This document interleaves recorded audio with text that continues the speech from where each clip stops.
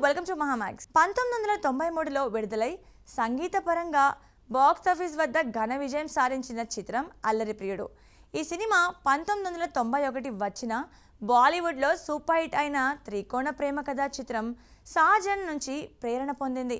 అయితే దర్శకేంద్రుడు కె. రాఘవేంద్రరావు గారు సాజన్ కథను యథాతథంగా తీయకుండా తెలుగు నేటివిటీకి ప్రేక్షకులకు నచ్చేలా కొన్ని కీలక మార్పులు చేసి మరింత వినోదాత్మకంగా రూపొందించారు.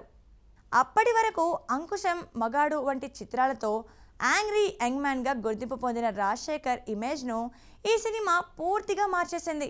రాజశేఖర్ను రొమాంటిక్ హీరోగా అంగీకరించారని చాలామంది భావించిన రాఘవేంద్రరావు పట్టుబట్టి ఆయనే హీరోగా ఈ చిత్రాన్ని తెరకెక్కించారు. సవతి సోదరిమణులైన లలిత పాత్రధారి రమ్యకృష్ణ, కవిత పాత్రధారి మధుబాల ప్రాణ స్నేహితులు. కవిత ఒక సంగీతకారుడైన రాజా పాత్రధారి రాజశేఖర్ ప్రేమలో పడుతుంది. కానీ రాజా తనను కవిత అనుకుని లలితతో ప్రేమలో పడతాడు. ఈ త్రిభుజాకార ప్రేమ కథలో పాటలు, సెంటిమెంట్ ప్రధాన ఆకర్షణగా నిలిచాయి. హిందీ సాజన్లో ఇద్దరు హీరోలు, ఒక హీరోయిన్ ఉంటే అల్లరి ప్రియుడులో ఇద్దరు భామలు రమ్యకృష్ణ, మధుబాలల నడుమ ఒక హీరోను పెట్టి కథ నడిపించారు.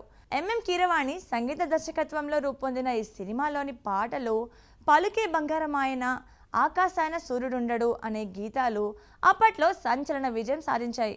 యాక్షన్ హీరో రాజశేఖర్కు ప్రభుదేవ స్టెప్పులు వేయడం కష్టంగా మారడంతో ఆయన బాడీ లాంగ్వేజ్కు తగ్గట్టుగానే నృత్యాలను రూపొందించేవారు. ఈ సినిమా రాజశేఖర్ కెరీర్లో ఒక మైల్ రాయిగా నిలిచి ఆయన ఫ్యామిలీ ఆడియన్స్కు దగ్గర చేసింది. మార్చ్ 19, 1993న విడుదలైన ఈ చిత్రం 30 ఏళ్లు దాటినా ఇప్పటికీ మ్యూజికల్ హిట్గా గుర్తుండిపోయింది.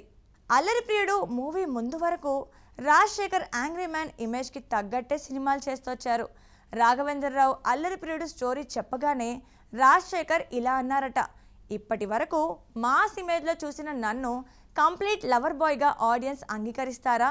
రిస్క్ ఎందుకులేండి సార్ అని చెప్పి నటించడానికి నిరాకరించారట. ఆయన తర్వాత ఇండస్ట్రీలోని పలువురు వ్యక్తులు కూడా రాఘవేంద్రరావుకి ఇదే మాట చెప్పారట. కానీ రాఘవేంద్రరావు ఆ సినిమాని రాజశేఖర్తోనే చేయాలని గట్టిగా నిర్ణయించుకున్నారు. ఫైనల్గా తన మాటను నెగ్గించుకొని రాజశేఖర్తో అల్లరి ప్రియుడు తెరకెక్కించారు. అల్లరి ప్రియుడు సినిమా బయటకి చూస్తే ఒక ఫుల్ లెంత్ లవ్ స్టోరీలా కనిపించినా దాని వెనుక ఉన్న బ్యాక్ స్టోరీ మాత్రం చాలా ఆసక్తికరంగా ఉంటుంది. ఈ సినిమాను ప్రముఖ దర్శకుడు కె. రాఘవేంద్రరావు తెరకెక్కించారు. ఆయన అప్పటికి కమర్షియల్ సినిమాల్లో టాప్లో ఉండేవారు. కానీ అల్లరి ప్రియుడు కోసం ఆయన కాస్త డిఫరెంట్గా మ్యూజిక్ మరియు ఎమోషన్స్కి ఎక్కువ ప్రాధాన్యత ఇచ్చే లవ్ ట్రయాంగిల్ స్టోరీని ఎంచుకున్నారు.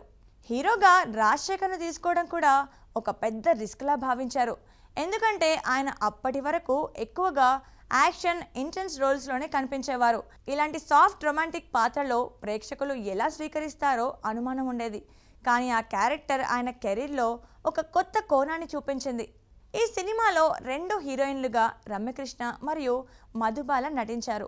కథలో ఉన్న లవ్ ట్రయాంగిల్కు సరిపోయేలా వారి క్యారెక్టర్స్ బాగా డిజైన్ చేశారు. ఈ ముగ్గురి మధ్య ఉన్న ఎమోషనల్ కాన్ఫ్లిక్ట్ సినిమాకి హైలైట్గా నిలిచింది. ఇందులో కథానాయకుడు రాజశేఖర్ ఒక గాయకుడు. అతడు ఒక కవయిత్రి పాటలను గానం చేస్తూ ప్రసిద్ధుడవుతాడు. అదే సమయంలో ఆమెను ప్రేమిస్తాడు. అయితే ఆ అసలు రచయిత్రి రమ్యకృష్ణ కాగా ఆమె తన చెల్లెలు మధుబాలనే రచయిత్రిగా రాజశేఖర్కు పరిచయం చేస్తుంది. అలా ఇద్దరు అమ్మాయిలు, ఒక అబ్బాయి మధ్య నడిచిన ముక్కోణపు ప్రేమయే ఈ సినిమా కథాంశం. ఇక మ్యూజిక్ విషయానికి వస్తే సంగీత దర్శకుడు ఎంఎం కీరవాణి ఇచ్చిన పాటలు సినిమాకి ప్రాణం లాంటివి. ఆడియో రిలీజ్ అయిన వెంటనే పాటలు సూపర్ హిట్ అయ్యాయి. అదే సినిమా మీద భారీ ఎక్స్పెక్టేషన్స్ క్రియేట్ చేసింది. చాలామంది ఈ సినిమాను మ్యూజికల్ హిట్గా గుర్తుంచుకుంటారు. షూటింగ్ సమయంలో కూడా కొన్ని ఛాలెంజెస్ వచ్చాయి.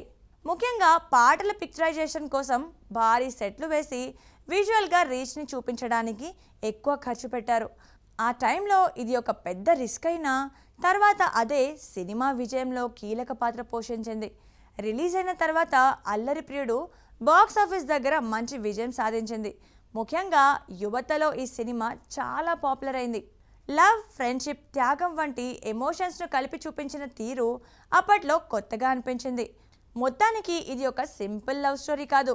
కొత్త జానర్ ట్రై చేయడం, కాస్టింగ్ రిస్క్ తీసుకోవడం, మ్యూజిక్ మీద భారీగా డిపెండ్ అవ్వడం అన్నీ కలిసి అల్లరి ప్రియుడును స్పెషల్ మూవీగా మార్చాయి.